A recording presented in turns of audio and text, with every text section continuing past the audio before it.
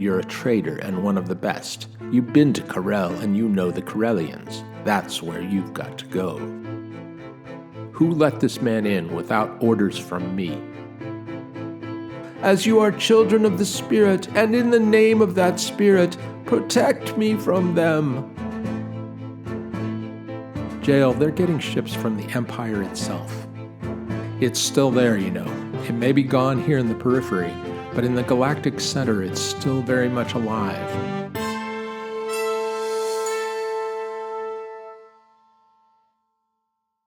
Before beginning this episode of Seldon Crisis, please be advised that this is an independently created podcast and is not meant to be a substitute for reading the books, nor is it affiliated with the family or estate of Isaac Asimov. Hello, friends of the greatest science fiction epic of all time. Welcome back to Seldon Crisis, my personal journey through Isaac Asimov's Foundation series. Today we have a pretty big episode to go through, so I'm probably going to have to be a little more lean on the summary and the dialogue. Just as a reminder, it's really tough trying to decide what Asimov dialogue to include, and most painfully, what to leave out. I urge everyone to read the actual books for yourself if you haven't, or reread them if you have. I'm reading through everything for the second time within a year, and find the pleasure only increases with repetition. As you may recall, in our last episode, The Traders, we focused on one particular event involving a single planetary system on the outskirts of the periphery, beyond the Four Kingdoms, which the Foundation had successfully brought under their control through the useful fantasy of the galactic spirit. We only had a few major characters to track: the trader Ponyetz, his primary adversary in the Counselor Furl, and a couple of lesser importance to the plot in the persons of the Grand Master of Ascone and Goroff, the Foundation agent Ponyetz had to find a way to spring from captivity. Today's episode is going to cover a lot more ground and involve many more people. There are at least 10 major characters, and the action will take place on 3 different worlds, and some in space. Before describing each scene, I'll introduce you to the players involved, starting with 2 of the most important characters of this episode, Jorain Sutt and Hober Mallow. We find the 2 of them in Sutt's office on Terminus, where Sutt has called Mallow in for an important assignment. The first thing to notice is that the political dynamics have shifted since the days of Hardin. Sutt is clearly an important figure, though he's not the mayor. His title is Secretary of Education, and he has considerable sway with the mayor, who actually has very little impact on the action this time around. Our chief protagonist, Hober Mallow, is a trader born on Smyrno, one of the original Four Kingdoms, and has been naturalized as a citizen of the Foundation. We will see that his origin is still a hindrance to his mobility in Foundation society, but you will also note that Mallow is not one to be easily hindered. Sutt begins the discussion by suggesting that he suspects another Seldon crisis may be upon them. 3 Foundation ships have recently failed to report back from missions to the Korellian Republic, another fringe territory clearly not under Foundation control. Sutt suspects that they may have been destroyed or captured, which implies the Korellians could have nuclear weapons. Otherwise, the Foundation ships could not have been outgunned. Mallow is told that the last word received in all 3 cases consisted of routine reports. He asks Sutt, "What did Korell say?" "There was no way of asking. The Foundation's greatest asset throughout the periphery is its reputation of power. Do you think we can lose 3 ships and ask for them?" Mallow wants to know what he wants of him, and Sutt makes his proposal, more in the form of a veiled command, as clearly he holds considerable power. He wants to know if Korell has nuclear weapons, where is it getting them? It's too far-fetched to think they could have the scientific acumen to have built them themselves, so the more likely alternative is that an act of treason has been committed. Some dissident group within the Foundation has provided the Korellians with the weapons or the know-how to create them. Here we get our first intimation that Mallow's off-world birth makes him suspect. Sutt implies the likelihood that Mallow's ancestral family was hurt by the redistribution of lands initiated by Seth Cermak, a name from 2 episodes back, who apparently had a lingering impact on Foundation history after all. despite losing out politically to the great Salvor Hardin. Mallow is appalled at this insinuation. No, by black space, no. My grandfather was a poor son of a spacer who died heaving coal at starvation wages before the Foundation took over. I owe nothing to the old regime. But I was born on Smyrno, and I'm not ashamed of either Smyrno or Smyrnians by the galaxy. Your sly little hints of treason aren't going to panic me into licking Foundation spittle. And now you can either give your orders or make your accusations. I don't care which. My good master traitor, I don't care an electron whether your grandfather was king of Smyrno or the greatest pauper on the planet. I recited that rigmarole about your birth and ancestry to show that I'm not interested in them. Evidently, you missed the point. Let's go back now. You're a Smyrnian. You know the Outlanders. Also, you're a traitor and one of the best. You've been to Korell and you know the Korellians. That's where you've got to go. Mallow is to go to Korell with his eyes open, and is pointedly reminded that 2 of the missing ships had Smyrnian crews. He is to depart in 6 days. Now the scene shifts to Sut's apartment, where we meet with another character of high rank, Publius Manlio. He is the latest high priest of the Foundation's pseudo-religious order, and doubles as foreign secretary. Apparently, former Ambassador Polyverisov's double position from the mayors has now been elevated to have even greater standing. Manlio has a lot of importance to Foundation politics, but not much direct involvement in this story. The purpose of this short discussion is to set some context of how the galactic spirit scam is starting to lose its mojo, and also to reveal what Sut's real motive is in sending Mallow to Korell. He wants to learn more about the nuclear threat, to be sure, but he also wants to find reason to reduce the standing of people like Mallow. He is convinced that such outlanders are gaining too much power through the wealth they are accumulating as traders. He wants and hopes to find Mallow guilty of something that can allow him to curtail his power. The plan they are hatching is to eventually promote Manlio to the mayoralty itself. The real power would presumably still rest in the capable hands of one Geraint Sut. How will they find Mallow guilty of this treachery they require? They'll need to be watching him closely, which brings us to our next player, one who will have plenty of direct involvement in the proceedings. Our next scene has us in Mallow's more humble apartment. Apparently he's not super wealthy, as his relatively humble abode is contrasted with Sut's more opulent digs. It could also be that Mallow spends most of his time in space and on various worlds as a trader and doesn't invest in a big house in the capital city. Mallow is entertaining a guest, a fellow trader by the name of James Twirr, who he'd met briefly some years earlier at a trading convention. Twirr has a political secret to share. Geraint Sut plans to resign from the government. He doesn't explain how he knows this, but he wants to enlist Mallow in a scheme to use the ensuing political instability to advance the rights of fellow traders. He thinks this is a chance to make the Foundation more democratic at a time it is slipping into a more authoritarian mode. Mallow is sympathetic with his ideals, but has to disappoint him. Sorry, Twirr. I'm leaving next week on business. You'll have to get someone else. Business? What kind of business? Very super secret. AAA priority. All that, you know. Had a talk with the mayor's own secretary. Twirr is aghast. He calls Sut a snake and says that he's just finding a way to get rid of the trader for his own reasons. Mallow thinks otherwise. If it's a trick, I'll be back someday for the reckoning. If it isn't, your snake, Sut, is playing into our hands. Listen, there's a Seldon crisis coming up. Twirr's reaction surprises Mallow. He looks utterly mystified. What's a Seldon crisis? Mallow, incredulous, has to explain the history of Seldon's appearances in the Time Vault at moments of greatest peril, those we've witnessed twice earlier, of which somehow Twirr is completely and bafflingly ignorant. Perhaps, as we see often in the early stories of the epic which had been published in serial form, Asimov is just using this as an occasion to educate his readers who may not know the full context of Foundation lore. Twirr is curious about Mallow's secret mission. Are you on the track of anything? No. You have definite plans? Not the faintest inkling of one. Remember, as the great Salvor Hardin once said, to succeed, planning alone is insufficient. One must improvise as well. I'll improvise.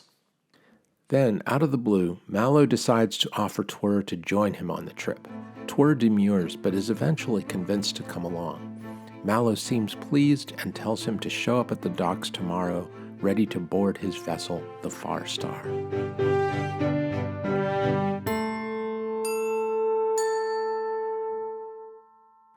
Now the scene shifts far away from Terminus and well into Mallow's mission, the heart of our story. Mallow's ship has arrived on Korell, and a curious stalemate has arisen.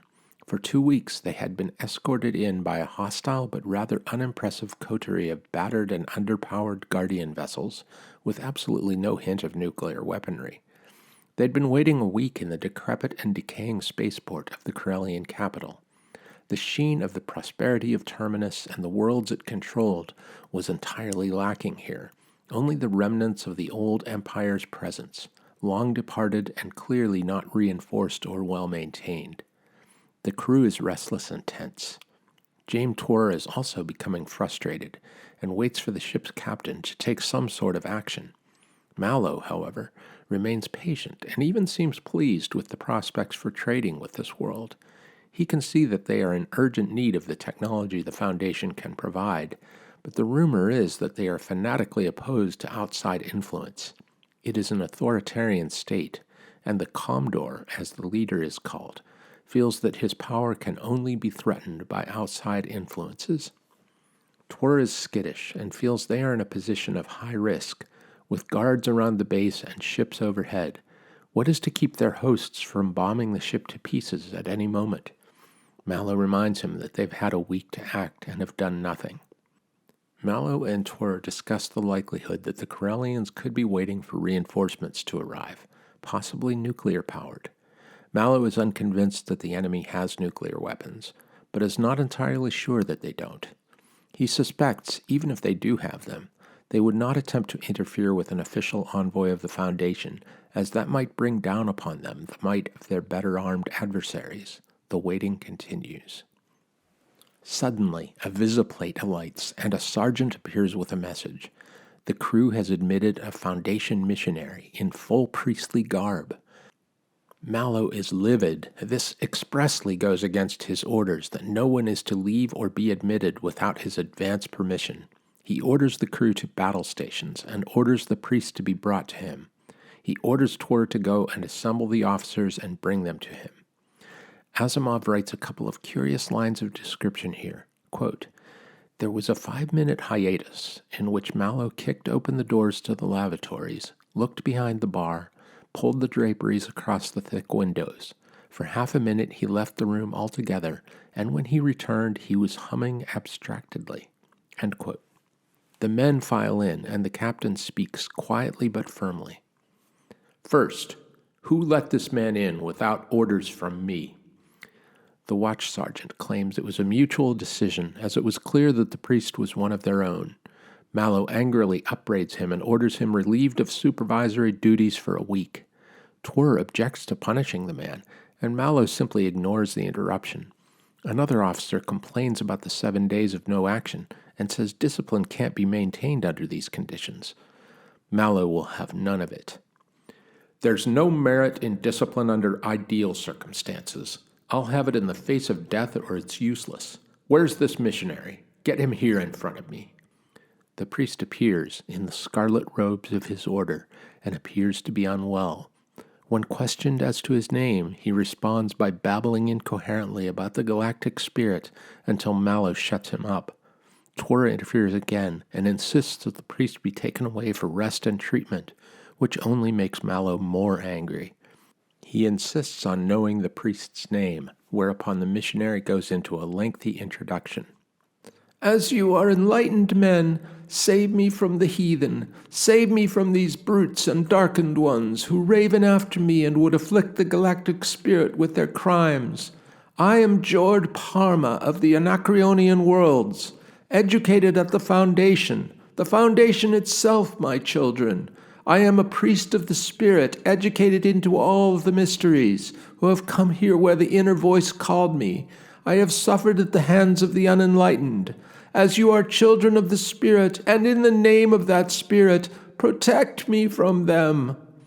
A voice breaks in from the communications speaker. Enemy units have been sighted approaching the ship.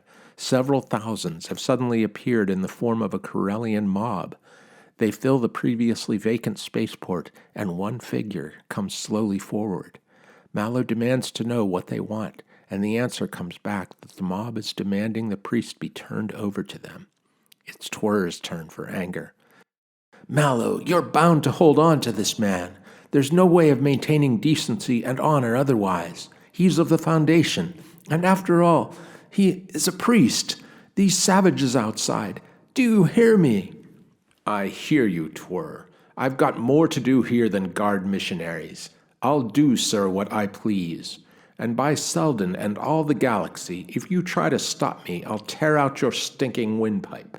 Don't get in my way, Twir, or it will be the last of you." Mallow reminds the priest that he is here against the law of the Korellian Republic. He has no authority to protect him from the crowd. Mallow makes the extremely unpopular decision to abandon the priest to the mob, so unpopular that he feels it necessary to draw his blaster and hold it menacingly should anyone feel obliged to counter his commands. Guards are ordered to remove the priest, who screeches in terror. As he is dragged off, he raises his arms, and rigid fingers spear upward, and the voluminous sleeves of his garment fall away to reveal thin, veined arms. There is a momentary tiny flash of light that comes and goes in a breath. The missionary's voice pours out as he struggles in the twofold grasp. "Cursed be the traitor who abandons his fellow man to evil and to death. Deafened be the ears that are deaf to the pleadings of the helpless. Blind be the eyes that are blind to innocence. Blackened forever be the soul that consorts with blackness." Twir clamps his hands over his ears, unable to bear witness to the man's suffering. Mallow calmly puts away his blaster and orders his men back to their stations. He takes Twir into his private room and orders him to sit. "Twir, I'm disappointed. Your 3 years in politics seem to have gotten you out of traitor habits. Remember, I may be a Democrat back at the Foundation, but there's nothing short of tyranny that can run my ship the way I want it run. I never had to pull a blaster on my men before, and wouldn't have had to now if you hadn't gotten out of line. You have no official position, but you're here on my invitation, and I'll extend you every courtesy in private. However, from now on, in the presence of my officers or men, I'm Sir and not Mallow, and when I give an order, you'll jump faster than a third-class recruit just for luck, or I'll have you handcuffed in the sublevel even faster. Understand?" Twir mumbles an apology and says he couldn't stand to see an innocent man sent to his death. Mallow is of a different disposition. He suspects something smells bad about this affair. The priest and the giant crowd suddenly came from nowhere, and the nearest city is hundreds of miles away. He suspects that the priest was sent to them as bait.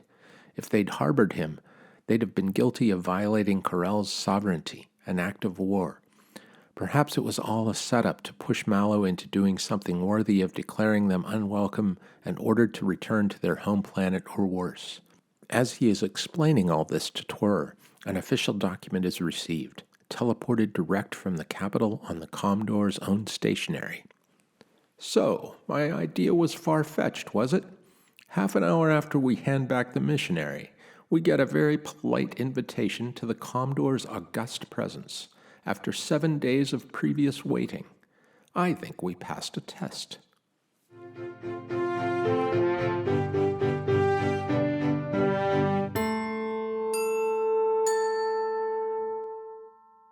Shortly afterward, Hober Mallow alone is led into the presence of the man who rules the ostensibly free people of Korell, who refer to him as, quote, "Asper the Well-Beloved," end quote.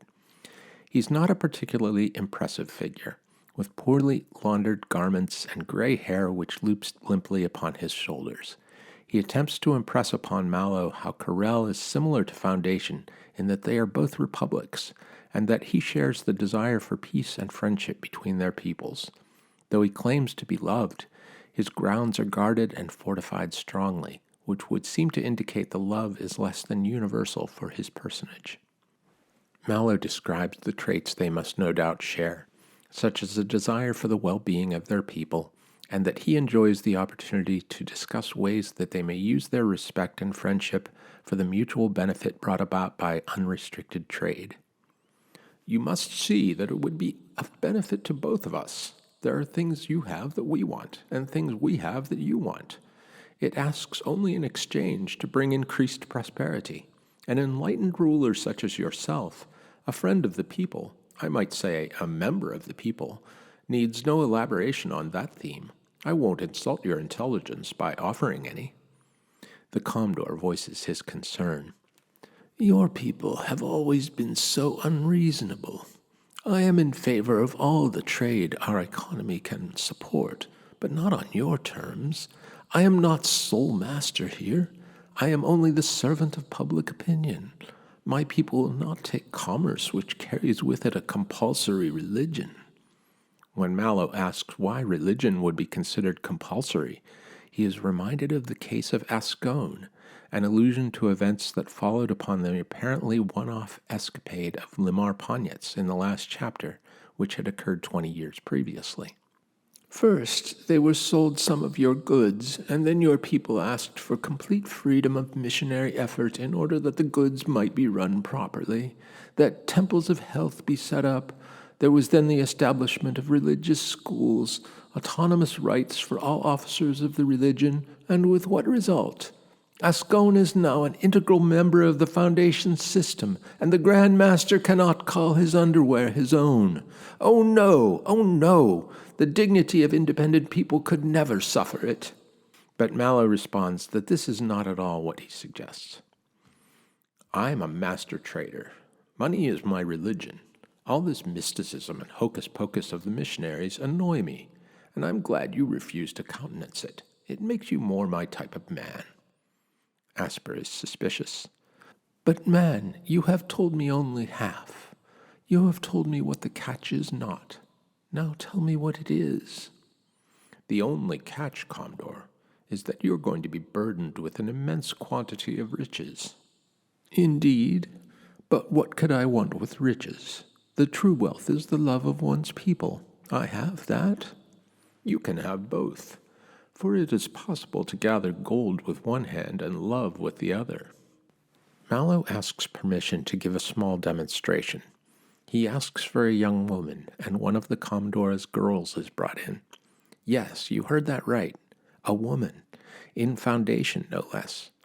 Mallow presents her with a flat-linked chain and snaps it in place about her waist. He shows her a control to activate it. From her waist emerges a streaming luminescence of shifting color that draws itself upward over her head in a flashing coronet of liquid fire. In Asimov's words, quote, as if someone had torn the aurora borealis out of the sky and molded it to a cloak, end quote. The girl steps to a mirror and stares in fascination. Mallow hands her a necklace of dull pebbles, and when she puts it on, each individual bead erupts in flames of crimson and gold, and the girl is filled with awe and delight. Asper wants to know how it is done, but Mallow tells him he'd have to defer to his technical experts for the explanation, and graciously presents it as a gift to the Commodore. He goes on to explain that the women will doubtlessly pay high prices for the honor of wearing such jewelry, and that this can be provided in such a way as to earn high and sustained profits for both of them.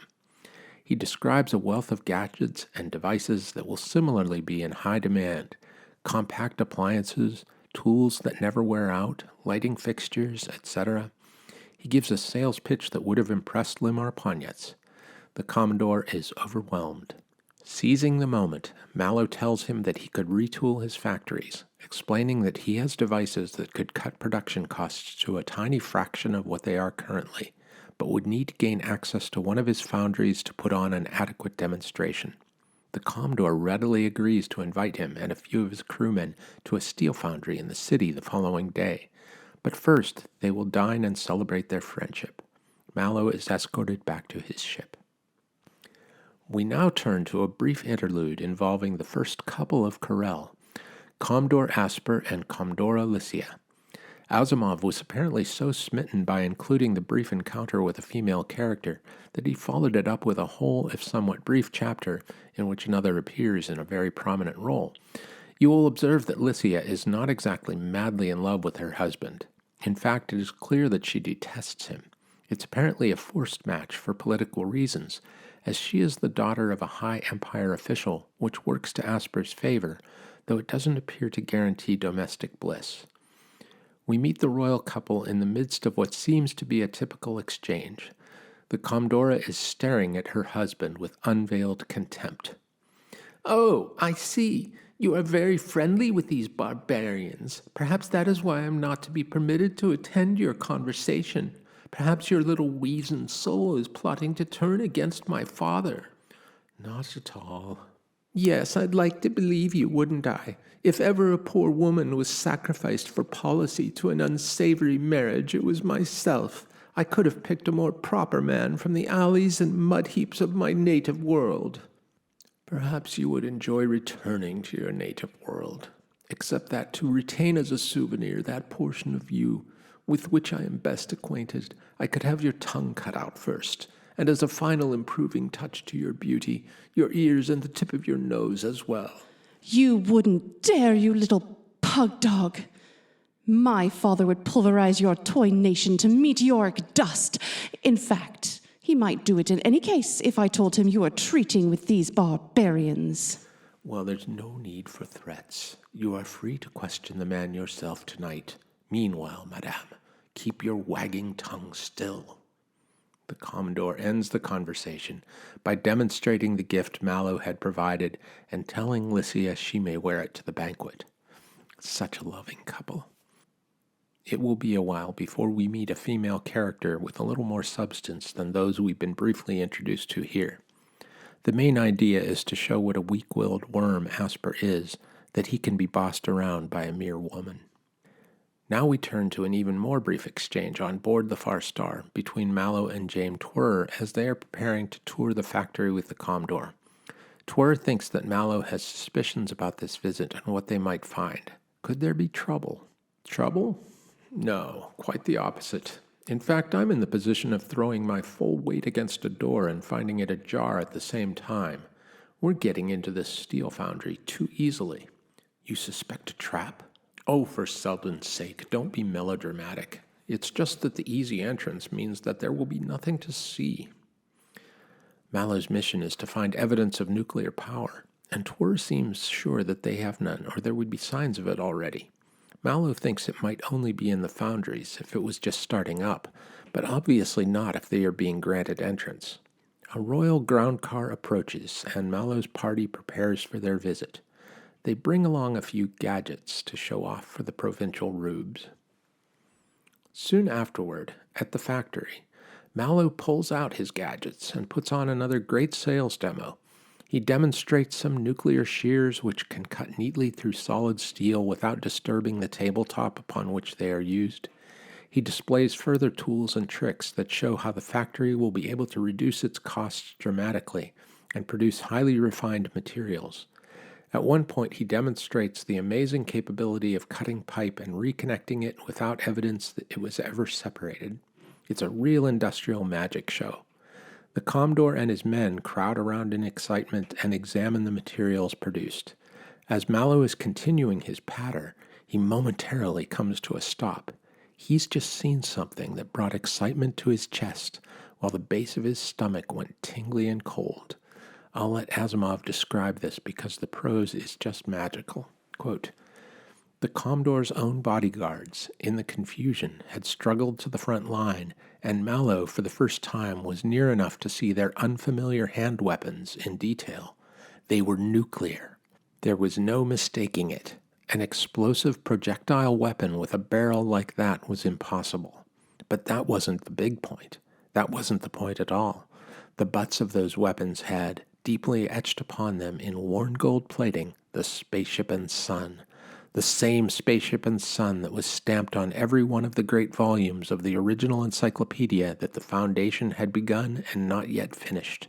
The same spaceship and sun that had blazoned the banner of the Galactic Empire through millennia. End quote. Mallow continues with his sales demo and manages to cover his excitement.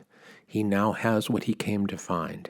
He knows where the Korellians have attained the technology capable of defeating Foundation ships. There's been no word from the Empire for a century and a half, but he has now seen proof that it still exists deep in the galactic center and is re-emerging way out here in the periphery. He smiles and brings the demonstration to a close.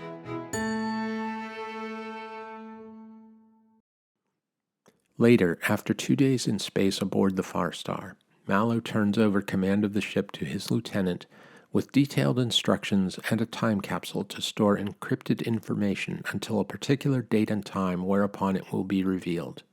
The temporary captain is to take the Far Star to a specific planet and wait for 2 months. If at the end of that interval Mallow has not returned, they are to return to Terminus with the time capsule as the report. A short time later, a lifeboat departs from the side of the Far Star. It's interesting how nautical the terminology is throughout these stories. Nowadays, we would typically refer to it as a shuttlecraft. Star Trek, Star Wars, Battlestar Galactica, and other modern space operas have definitely updated the jargon. The concepts, though, are straight out of the golden age of science fiction. Sometime later, Mallow appears at the decaying home of an old man named Onum Bar on the planet of Siwenna, a bit closer in towards the galactic core. He enters with his blaster on hip and a personal force field, which the old man notices but doesn't mention. Bar is quite old and has become disillusioned. He gives Mallow a history lesson of the terrible things he has endured over his lifetime. In his prime, he was a patrician and a provincial senator. The empire was fading, and the viceroy from Siwenna was a contender for the throne.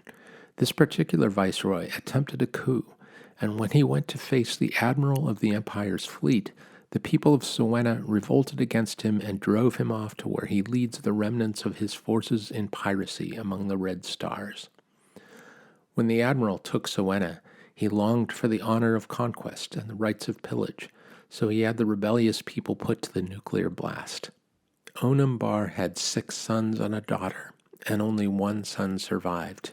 He's not sure about the daughter, actually. The one surviving son serves the old viceroy under an assumed name. Bar mentions that he had noticed Mallow's blaster and force field. He knows of force fields, but only those that require enormous generators. He tells Mallow of stories of, quote, magicians at the edge of the galaxy, magicians who glowed in the darkness, who flew unaided through the air, and whom weapons could not touch, end quote. Mallow doesn't confirm or deny that he is one of these magicians. Mallow asks if Siwenna still has nuclear power and is told they do, but only a few, quote, tech men, end quote, know how to operate the stations. He asks where he can find one, and Bar gives him directions. He gives Mallow his passport, saying that the description isn't a close match, but that he can flourish it and get by. He tells him to speak little due to his barbarous tongue. Mallow thanks Bar for his help and takes his leave, but secretly makes a return trip. In the morning, Bar finds a cache of provisions in his garden that taste reasonably good and last a long time. Mallow's next visit is to a tech man, one who is graced with one of the more detailed descriptions Asimov provides. Quote, the tech man was short, and his skin glistened with well-kept plumpness.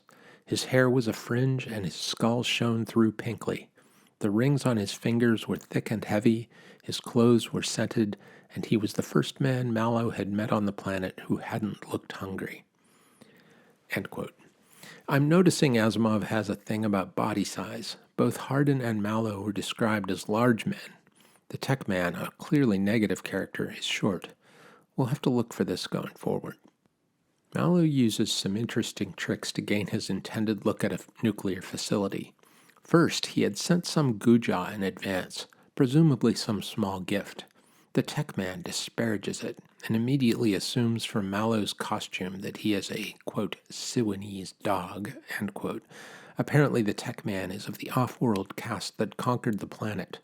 When offered more gifts beyond the Guja stage, the tech man cops a serious attitude and presumes Mallow intends to bribe him to be admitted into his august clan. You think because you dogs of Siwenna, and probably your strangerhood is assumed for safety's sake, are being daily punished for your rebellion, that you can escape what you deserve by throwing over yourselves the privileges and protections of the Tech Man's Guild. He goes on to threaten to kill the much larger Mallow with his plump hands, to which Hober smiles inwardly. Your wisdom. You are wrong on 3 counts. First, I am not a creature of the Viceroy come to test your loyalty. Second, my gift is something the Emperor himself, in all his splendor, does not and will never possess.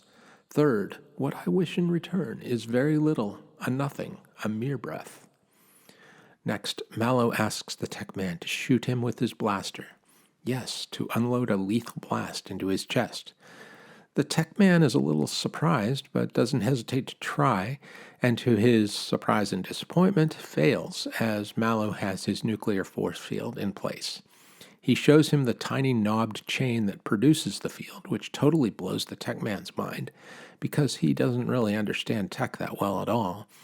He tests it on his own hand with his blaster set to a very low setting, and it works as advertised. He wants to know why he can't just kill Mallow now, and then notices the pearly illumination of Mallow's field. Of course he had a second one in his pocket. Lastly, the traitor casually tells the tech moron he can keep the shield and a blaster designed to penetrate it in return for a visit to have a look at one of his vaunted nuclear facilities. The tech bro is seduced entirely, and he invites Mallow to accompany him. He leads the off-worlder through a series of underground passages until they enter the silent, ozone-tinged atmosphere of the powerhouse. Mallow says nothing and touches nothing until they return, whereupon he asks his host what he would do if anything were to break down, and the tech man predictably has no answer. He claims that this isn't possible, and rudely demands Mallow leave now that he has given him the promised tour. 2 days later, Hober is back on the Far Star, which departs the planet, and 2 days after that, the tech man's shield goes dead. Quote, and for all his puzzling and cursing, never glowed again. End quote. Now we come to a longer and quite important chapter, which is the preliminary to the showpiece chapter to follow, the trial of Hober Mallow. What could he possibly be put on trial for? Listen and you shall see. Some time has passed, and Mallow is home on Terminus, an upgraded abode to his humble lodgings when our story began. He's relaxing with his friend Angkor Jail. One thing that links the two of them in friendship is a mutual dislike of Mallow's old friend Jorain Sutt. It seems Jail had recently lost a cabinet seat due to Sutt's machinations. Mallow wants to run for council in order to oppose their mutual antagonist. First, they discuss the drawback that Mallow is a Smyrnian. There's no legal bar, but apparently sufficient prejudice exists to make his rise to the mayoralty difficult, though Mallow thinks his newfound riches will help overcome this drawback. As they are discussing their strategy, none other than Jorain Sutt himself appears at the door, and Mallow tells Jail to withdraw quietly to a back room and to listen in on their conversation. Sutt makes his entrance, and makes no pretense of disguising his disdain for Mallow. After some testy preliminaries, Sutt tells Mallow that his report from the mission to Corel was incomplete. I gave it to you months ago. You were satisfied then. Yes, but since then your activities have been significant. We know a good deal of what you're doing, Mallow. We know exactly how many factories you're putting up, in what a hurry you're doing it, and how much it's costing you.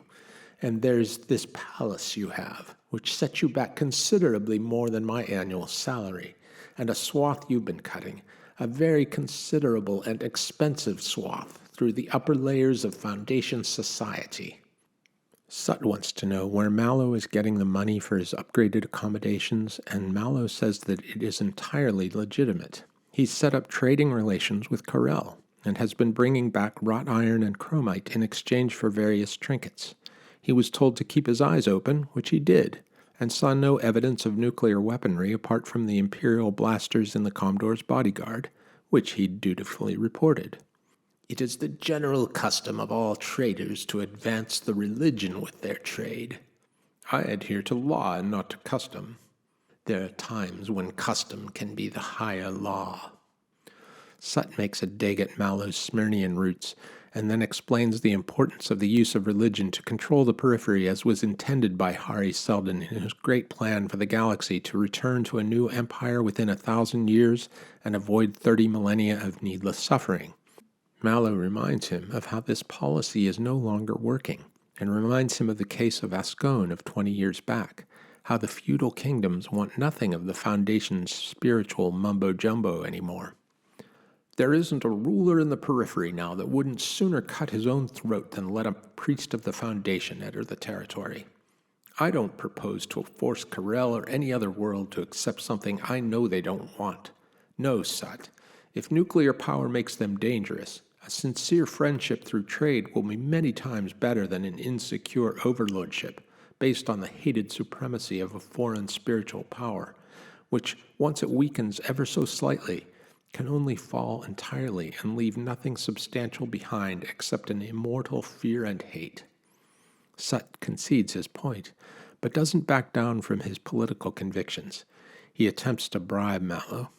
"You could have a council seat." "I'll have that anyway, without and despite you." Sut is enraged and comes to his real point. He threatens to put Mallow on trial for the murder of the Anacreonian priest that he had abandoned on Korell if Mallow does not accede to his views in regard to the reintroduction of Foundation religion in his trading practices. "You abandoned a subject of the Foundation to torture and death at the hands of an alien mob, Mallow, and you have only 5 seconds to prevent the punishment due you.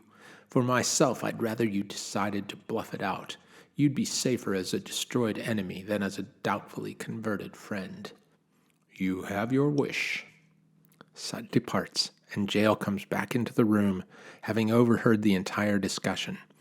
He thinks that, though Sut seems fixated on the policy of the use of spiritual power, he understands that the practice is now bankrupt. He is convinced that Sut has ulterior motives, that he wants to use the galactic spirit to his own ends, to marshal a new movement against perceived heresy. "No one expects the Galactic Inquisition." He brings up another old Hardin quote: "A nuclear blaster is a good weapon, but it can point both ways." "All right, Jael, then get me in that council, and I'll fight him." But Jael is concerned about the story of abandoning the priests, and asks if it is true. Mallow says yes, but it's irrelevant. He has the law on his side. He's sure that he will prevail in a trial.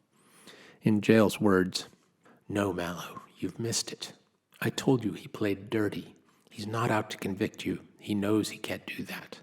But he is out to ruin your standing with the people. You heard what he said. Custom is higher than law at times. You could walk out of the trial scot-free, but if the people think you threw a priest to the dogs, your popularity is gone. They'll admit you did the legal thing, even the sensible thing. But just the same, you'll have been in their eyes a cowardly dog, an unfeeling brute, a hard-hearted monster, and you would never get elected to the council. You might even lose your rating as master trader by having your citizenship voted away from you. You're not native-born, you know. What more do you think Sut can want? So, my boy, I'll stand by you, but I can't help. You're on the spot, dead center."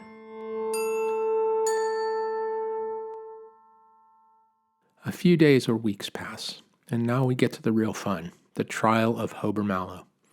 Asimov loves a good trial scene, and has no less than 3 in the core Foundation epic, one of which we saw in the very first episode with the trial of Hari Seldon. Here the setup is clear. Mallow is being charged with murder, a case the prosecution expects to lose, but their real hope is that the public will charge him with indifference to the likely torture and death of an innocent man, a priest at that, of their beloved Foundation. Sut's plan is nothing less than character assassination, and for that he's sure it's a slam-dunk case. For 3 days, the prosecution has made their case, and the courtroom is surrounded by an angry rabble while inside. The tension has been raised to a fever pitch. Anchor Jail, acting as Mallow's defender, has barely succeeded in threading his way through the crowd in time for the day's session to begin, and has brought along something Mallow specifically requested. The time has come for the defendant to speak in his defense, and Mallow begins by restating the prosecution's version of the initial meetings he had with Geraint Sutt and James Twr, whereupon Twr was recruited to join his expedition. He agrees with the particulars as described, but adds some important context. He had assumed from the start that Sutt was trying to get something on him, and had his guard up as soon as he was instructed to go to Korell to keep his eyes open for evidence of nuclear weaponry. The significant piece of evidence he adds is from his subsequent discussion with Twr.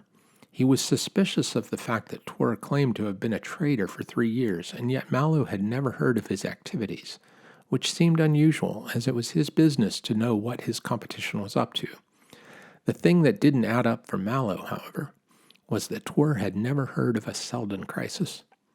Who here can honestly state that any man with a lay education can possibly be ignorant of the nature of a Seldon crisis? There is only one type of education upon the foundation that excludes all mention of the planned history of Seldon, and deals only with the man himself as a semi-mythical wizard. I knew at that instant that James Twr had never been a traitor.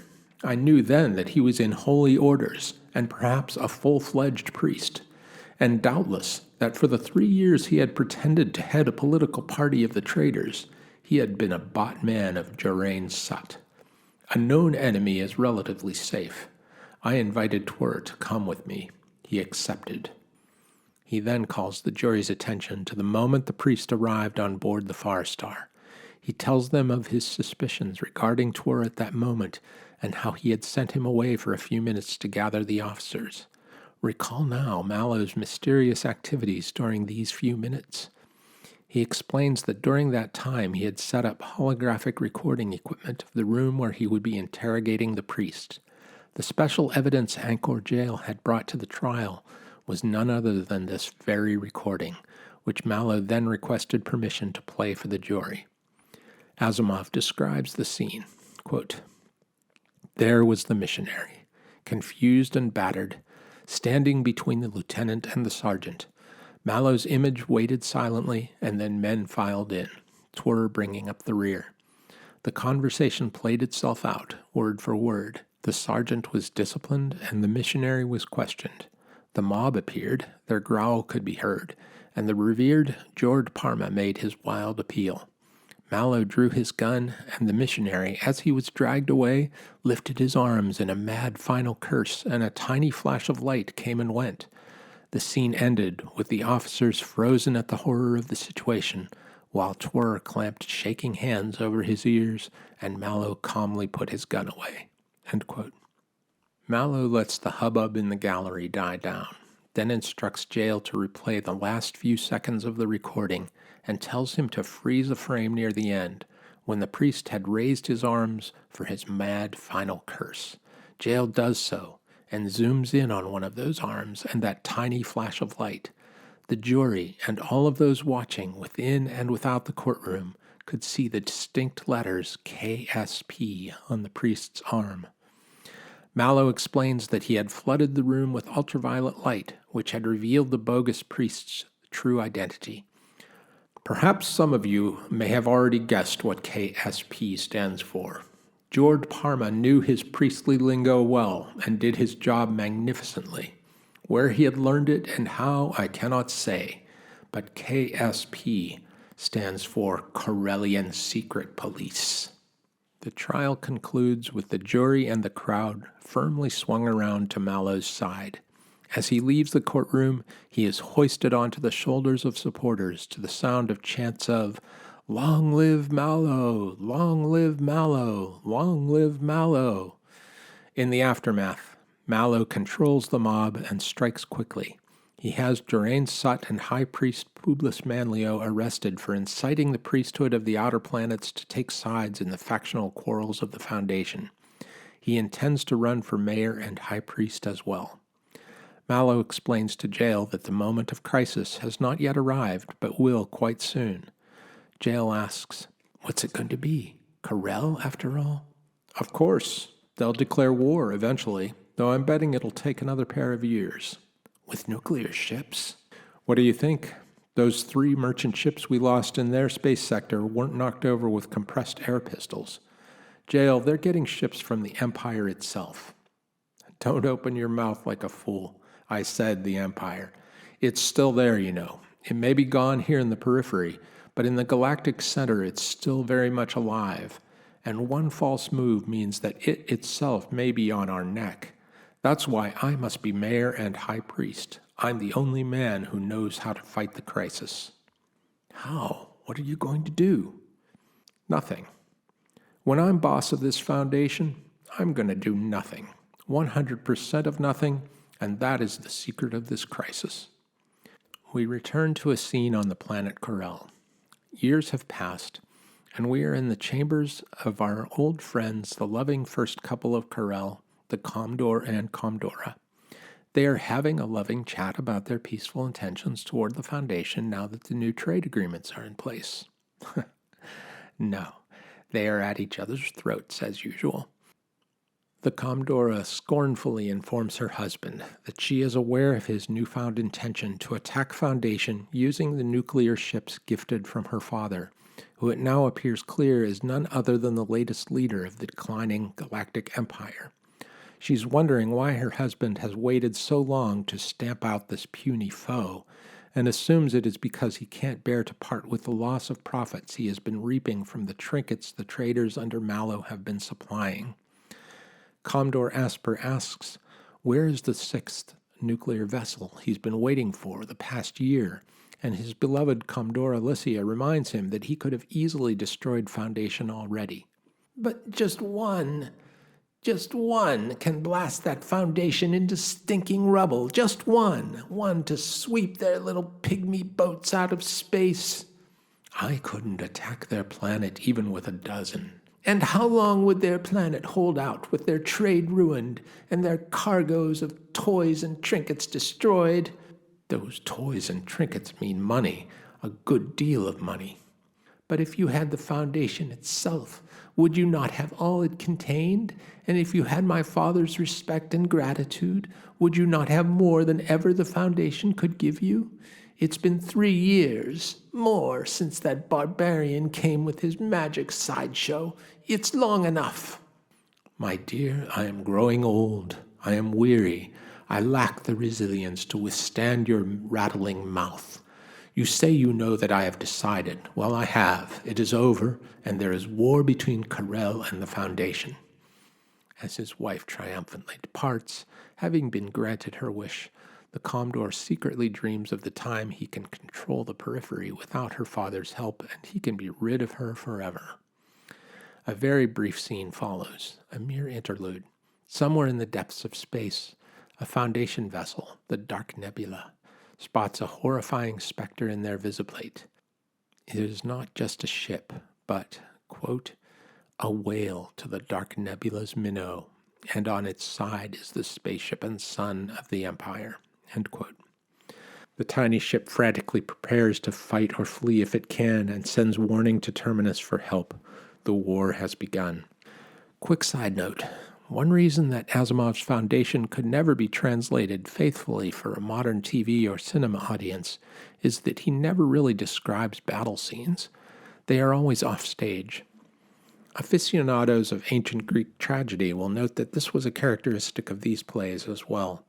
Violent acts are always behind closed doors, and they are described by their effective impact in the dialogue of those affected by these events. Modern audiences get off on witnessing the blood flowing and the ships exploding. I find Asimov's approach, like that of the Greeks, to often be more artful. I do admit, though, that I do enjoy a good artful space battle now and then as well.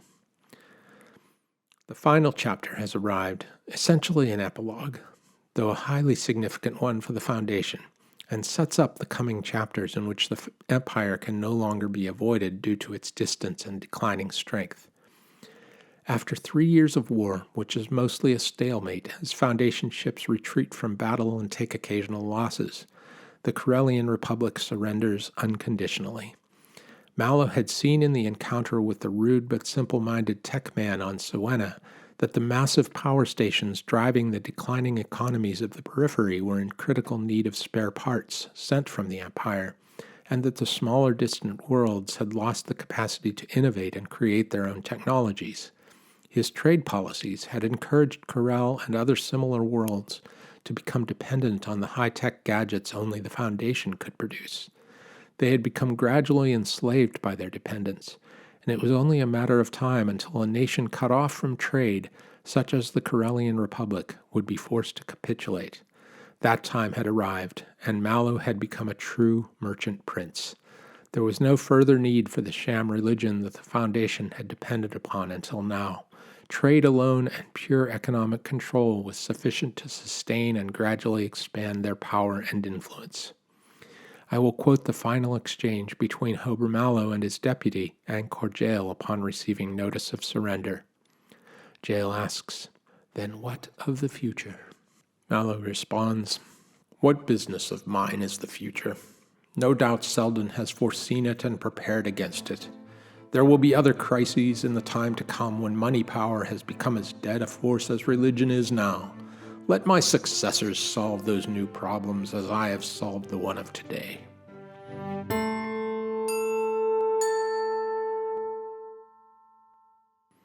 And this is how the fifth and concluding story of the first novel, Foundation, comes to an end. It is interesting to note the contrast between the worldviews of the protagonists of the first and final chapters. Hari Seldon was an all-knowing visionary with a deep understanding of the mechanics of future history. With that came an agonized empathy for the suffering of the unknown future individuals who would follow him and be subjected to the horrors of the breakdown of the civilization he had enjoyed. Mallow, as seen in his fierce final statement most of all, was a man of the moment. He had strategic vision, to be sure, but he seemed to have an understanding that how the future played out was not dependent on his actions or those of any other individuals, but were more or less scripted by the divine hand of psychohistory as mapped out by the great Hari Seldon. One almost gets a sense he is resentful of the great master's foresight and the awareness of fate which he, as a lone individual acting in present time, was barred from knowing. In Mallow's words, "What business of mine is the future? No doubt Seldon has foreseen it and prepared against it." He could almost be seen as erupting in frustration at the captivity within the pages of the epic drafted by the true master, who had not just invented the future in which he lived, but his very identity, that master being none other than Isaac Asimov. Let us quickly recap the story thus far within this great epic. We have seen the Foundation grow from a concept envisioned by Hari Seldon in his final years of life at the galactic capital on Trantor to a thriving economic power on the distant fringe of the galaxy with considerable technological capabilities. At the galactic core, the old empire is in the act of collapsing. Innovation has ceased, and the nuclear infrastructure that powered it is a relic of what it once was. But it still has immense power at its disposal, and it is becoming aware of the new threat that has arisen out of Hari Seldon's dream. A conflict on a terrifying scale appears to be inevitable. A couple of quick thoughts before we go.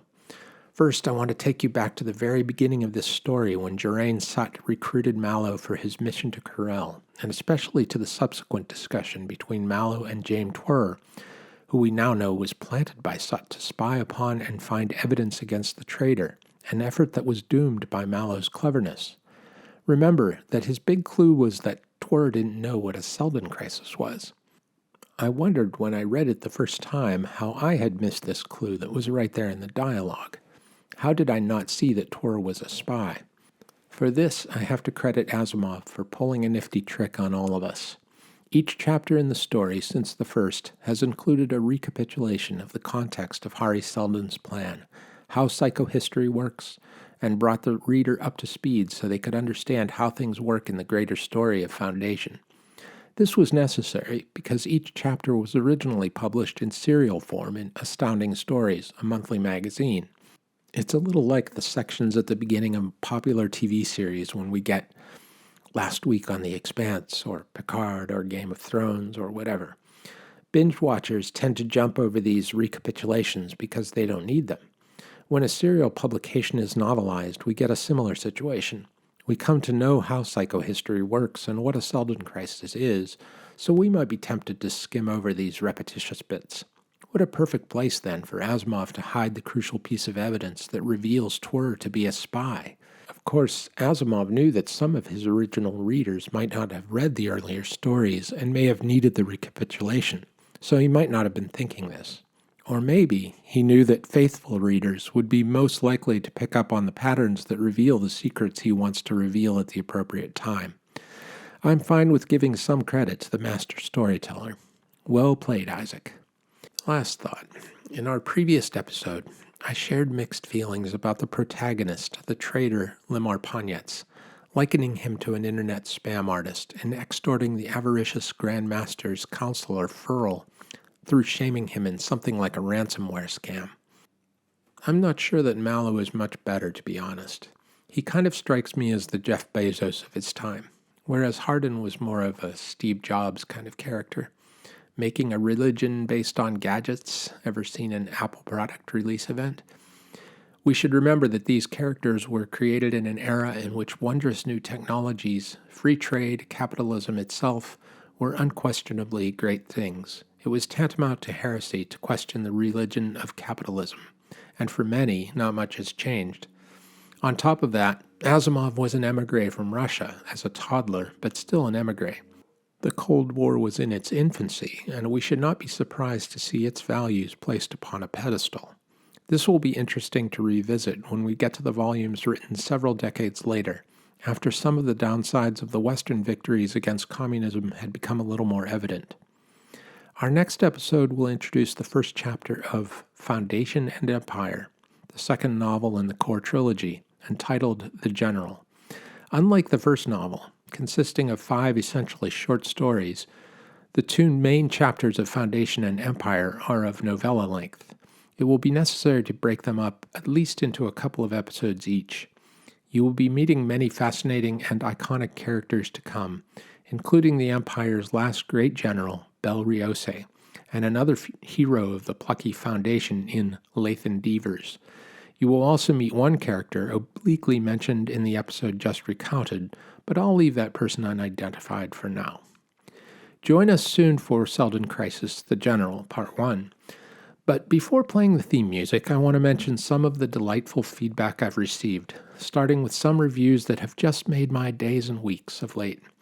First, I'll go up north a ways and read a very nice review from Epic Enthusiast in Canada under the headline of Engaging, Informative, Fun.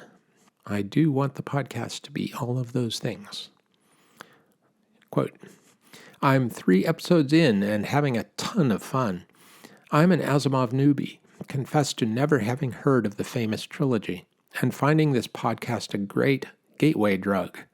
The pod is providing the perfect balance of storytelling and of context to Asimov, his writing, and the times in which he lived. Occasional, well-chosen asides by the host just add to the cleverness of it all. On the production side of things, the pod is first-rate all the way, superb audio, polished post-production, even a great soundtrack. Can't wait for the next episode to arrive, and will be paying this pod my highest compliment by afterwards reading Asimov's books. I love that one because I really hope to pull in some new Asimov fans, and it seems that my Canadian listener qualifies. Thanks for that great review, Epic Enthusiast. Stay tuned because the best is yet to come. A little farther off, we have Filippo B90 from Italy claiming, "This is a masterpiece." Before starting to listen to this podcast, I was a bit of a skeptic. Indeed, I am a true lover of Foundation as well as every piece of art written by Asimov, and emphasizing his work is not a piece of cake. This podcast achieves the most important task. It is able to give you an outstanding recap of every key part of Foundation. Again, it is a masterpiece, and the narrator is absolutely perfect for his role. Thank you for your work. And thank you, Filippo, for your very kind review. From closer to home comes this awesome review from Alan Fire in the U.S. who calls it such a great show. With the coming Foundation series on Apple TV+, I have been going back to reread Isaac Asimov's classic Foundation series of novels, starting with the original novel. Joel does such a great job of not only giving some background information on Asimov and the novels themselves, but he expertly distills the different parts of the book in a succinct and meaningful and entertaining way. He does this through narration as well as voicing the different characters in the book with the most relevant sequences. I've been doing podcasting myself for years, and I know just how much work goes into what he is producing here. If you're a fan of Asimov's series, or even a fan in general of great science fiction, or if you are just curious about what Foundation is all about, then definitely check this out. Highly recommend.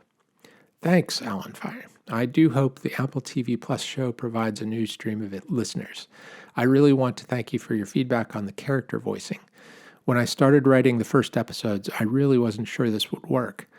The comments I received from you and several other listeners make me feel pretty confident that this was a good approach. I have to say it's an awful lot of fun for me too.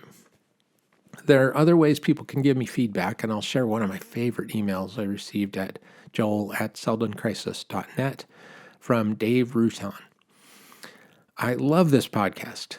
The insights you give into the writings of my favorite author give me something interesting to listen to every other Saturday. Thank you for this effort. I just love that one because it makes me realize that there are listeners like Dave out there who have made it part of their routine to catch the show regularly when it comes out, and it gives me encouragement to keep it coming on schedule every couple weeks. Lastly, I've gotten a lot of nice feedback through the main way I promote the show, which is through my Twitter account at the handle Joel G. McKinnon. D. Douglas tweeted, "A must-listen podcast for any fan of Asimov or any sci-fi fan who's new to Asimov's Foundation. Well-read and full of helpful commentary." Number 1, Pizza Snail tweets, "I just finished the first episode and it was the best 38 minutes I've spent this week. The style of storytelling and sharing of personal experience helped me relive the first time I read Foundation. Looking forward to even more."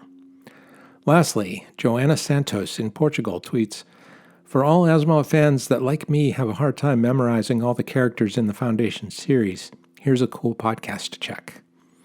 Really happy to hear from everyone, and thanks so much for giving me your impressions. Time to wrap things up for Season 1 of Seldon Crisis. The first episode of the second season will probably be several weeks off, but I have a special treat to fill the gap. In a couple of weeks, I'll be stepping away from the narrative and doing an interview with Nathaniel Goldberg, a philosophy professor who has been studying Asimov for decades and has a class in which he does a comparative analysis of Foundation with Plato's Republic. That should be a lot of fun, so please check it out. Until then, enjoy whatever season you find in your part of planet Earth until we can get back to exploring the deep future of humanity in the coming episodes of Seldon Crisis.